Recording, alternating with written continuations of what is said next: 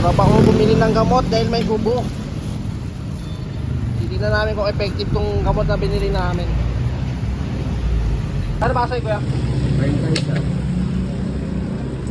Dalawa.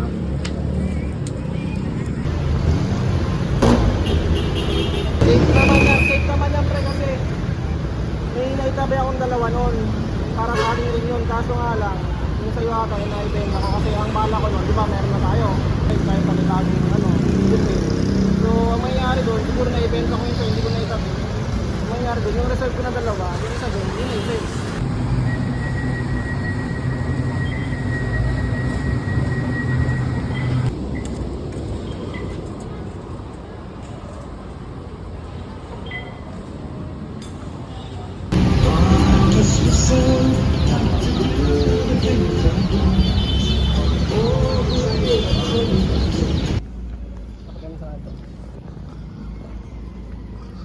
Yun, dito kami ngayon sa Sampaloc, Manila.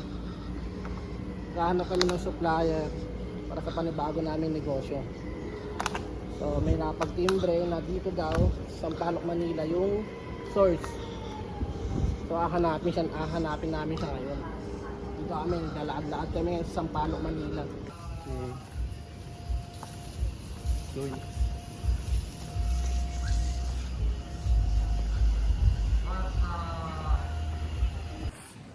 So yun, pauwi na kami. Okay na, good deal na. May na-deal na namin ng na-deal ko na ang source sa panibagong negosyo. Pauwi na kami. Okay ang lahat, okay naman. So kapag may mga ganitong malaking transaction, pinupuntahan ko talaga.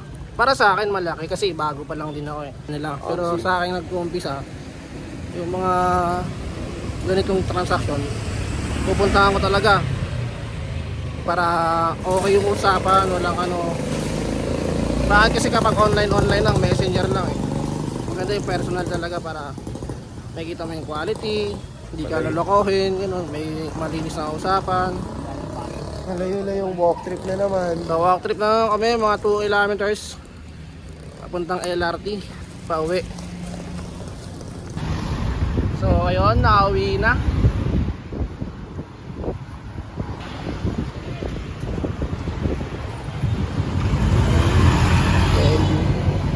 Daanin nyo kami dahil kami ay nasa pedestrian. Bayad kayo sa amin. Bayad ka 10,000 pag nasagi mo kami. Uy, bawal yan.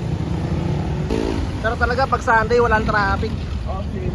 Sinubukan lang namin mag-commute dahil na lagi-lagi nang hindi commute eh. Dapat po na mga gan. So tinry namin mag-commute, tricycle, jeep, LRT.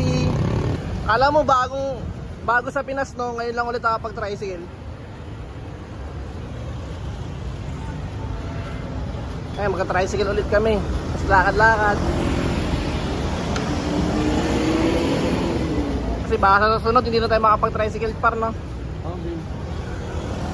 Okay, stop na pala. Ay, naka 10-wheeler na. Naka 10-wheeler na pala par, 10-wheeler. Airplane na. 10-wheeler. Airplane mode.